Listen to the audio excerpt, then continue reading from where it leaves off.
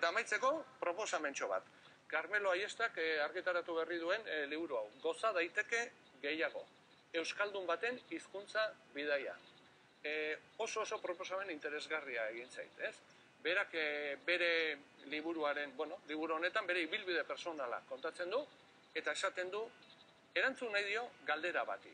Zergatik aldatu behar dugu hizkuntzaz, zergatik egin behar dugu bidaia hau. Eta zein dira aurkituko ditugun oztopoak, eta zein izango dira aurrera bultzatuko gaituzten faktoreak, ez?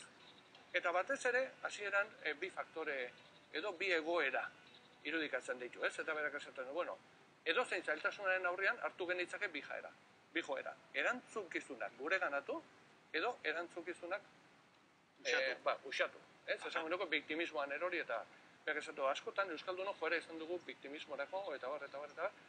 Eta aurrera begira, gero gauza gehiago esaten dira, eta idea komplikatuagoa dira, baina esaten du, Euskaldunok gure erantzunkizunaz jabetzen garen neurrian, handituko da Euskaren erabilpena. Oso iradokizun handiko liburua egin zait, errez irakurtzen da, egun bat horri ditu, oso idazkera argian idatzitako, beraz, gomendioak, asteburuan.